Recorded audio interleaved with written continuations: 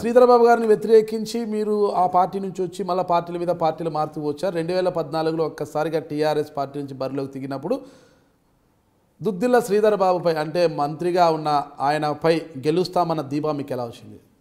ఎందుకు ధీమా అంటే కనబడుతుండే వాళ్ళు కాంగ్రెస్ పార్టీ శ్రీధర్ బాబు గారు ఏ విధంగా ప్రజలను ఇబ్బంది పెడుతుర్రో మేము చూసేవాళ్ళం. ఏ విధంగా ఇబ్బంది పెట్టారు వాళ్ళు ప్రజల్ని? చాలా ఇబ్బందులు. ఒక్క ఇబ్బంది చెప్పండి. అరే అన్యాయంగా కేసులు పెట్టేది. ఎలాంటి కేసులు? ఎలాంటి కేసులన్నీ పెట్టారు. మర్డర్, నా కార్యకర్త మీదనే మర్డర్ కేసు, నా ఎంబడి ఉన్నందుకు మర్డర్ కేసు. అట్లాంటి అసలు ఒక్కటి రెండు అని కాదు, అసలు భూ కబ్జాలు ఉండేటివి, ఆయన కార్యకర్తలకు వెపన్లు ఉండేటివి, లైసెన్స్డ్ ఆయన ఇప్పించినాయి. కరీంనగర్ నుంచి బంతిని వరకు లైసెన్స్ వెపన్లు ఉండేటివి. వెపన్లే పెట్టి భయపెట్టించేవాళ్ళు. అసలు ఎవరికి మాట్లాడే స్వేచ్ఛ లేదు. చాలా ఇబ్బందులు ఉండేటివి. కార్యకర్తలకు వెపన్లు ఉన్నాయంటే ఇక మీరు అర్థం చేసుకోండి. ఇప్పుడు మీరే చెప్పారు శ్రీధర్ బాబు గారు బ్రాహ్మణులు అనేసి. బ్రాహ్మణులు అంటే చాలా సౌమ్యులుగా ఉంటారు, మృదు స్వభావాలు, చాలా మెతక వైఖరి కలిగి ఉంటారు. అలాంటి సమాజ వర్గంలో పుట్టిన శ్రీధర్ బాబు గారు ఇలాంటి కార్యక్రమాలు చేస్తారంటారా? వాళ్ళే అంటారు. అసలు మా బ్రాహ్మణుల వ్యక్తిలాగా లేడు, చాలా క్రూరుడు. వాళ్ళ బ్రాహ్మణుల మీదనే కేసులు పెట్టి, క్రూరుడు అంటే పక్షరత్వం అవుతాడా? కేసులు పెట్టించారు, అన్యాయంగా అరాచకాలు చేపించారు. మా దగ్గర ఇప్పుడు 3 అడ్వకేట్లు ఉన్నారు. 2 బ్రాహ్మణులల్లా, శశికాంత్, రమేష్ బాబు, చిగురు సీను, ఒక ఆయన మున్నూరు కాపు, 2 బ్రాహ్మణులు. వాళ్ళ మీద అన్యాయంగా కేసులు పెట్టించారు. మీరు కూడా ఇప్పుడు పెడుతున్నారంట కదా కాంగ్రెస్ వారి పైన? అసలే పెట్టాం. ఒక్క కేసు కూడా పెట్టి వాళ్ళు అట్లా మొత్తుకుంటా ఉన్నారు. దాంతోటే బెనిఫిట్ ముందే ప్రయత్నం చేస్తూ ఉన్నారు, కానీ ఒక్కటి కూడా పెట్టాం. ఓకే, మరి పీఆర్ నుంచి టీడీపీ నుంచి వైఎస్ఆర్సీపీకి వచ్చారు కదా, ఉమ్మడి కరీంనగర్ జిల్లా అధ్యక్షులుగా కూడా పనిచేశారు. వైసీపీ నుంచి ఎందుకు మళ్ళీ బయటకు వచ్చారు? లేదు, వైసీపీ యూటర్న్ తీసుకుని తెలంగాణలో అప్పుడు అందరం చాలామంది బయటకు వచ్చినాం. ఎందుకు తెలంగాణ ఏర్పడ్డది. జగన్ గారు ప్లే కార్డు పార్లమెంట్లో పట్టుకున్నారు. సమైక్య ఉద్యమాన్ని ఆయన భుజాన్ని వేసుకున్నాడు. సమైక్యంగా ఉండాలి, రాష్ట్రం విడిపోవడానికి వీల్లేదు.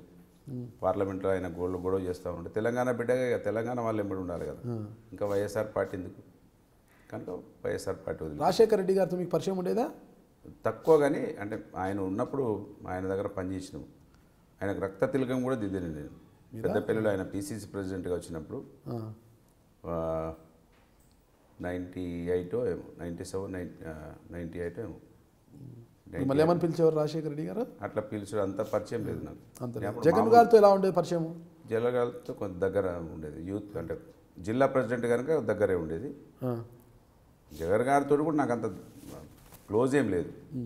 పార్టీ అధ్యక్షునిగా ఏదైనా అవసరం ఉంటే మాట్లాడేది తప్ప క్లోజ్ ఏం లేదు. చిరంజీవి గారికి మీకు అనుబంధం ఎలాంటిది?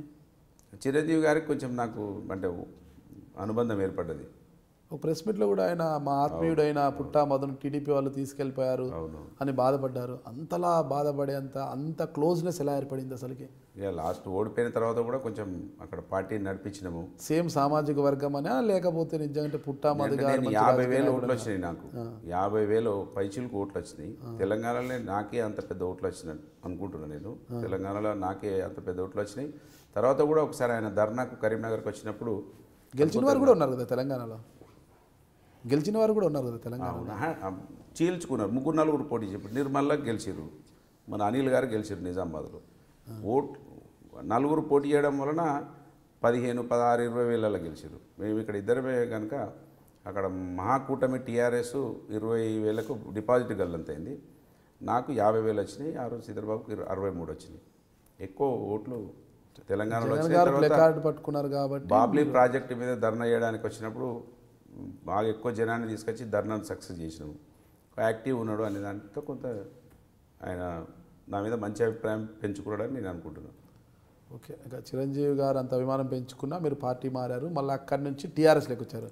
టీఆర్ఎస్లో మీరు పార్టీలు మారడానికి ఒకటే ఒక కారణం, అక్కడ ఎగ్జిస్ట్ కావాలి, అక్కడ మనం ఏదో ఒక జెండా కింద ఉండి పోరాటం చేయాలి. ఇండిపెండెంట్గా ఉంటే కొంత ఒకే అజెండాతో ఎన్ని జెండాలైనా మారచ్చు. మార్చినాం ఇప్పుడు మార్చాం. ఇక మార్చారు, జెండా మార్చారు. ఇంకా మార్చాల్సిన అవసరం లేదు. ఇక ఇంకో రీచ్ అయినాం కదా, రీచ్ అయిపోయారు. ఇంకా మీ గోలు ఎమ్మెల్యే కావాలని? ఎమ్మెల్యే కూడా కాదు, అక్కడ ఓడగొట్టాలి కాంగ్రెస్. ఓడగొట్టాలి కావాలని ఎప్పుడు అనుకోలేదు.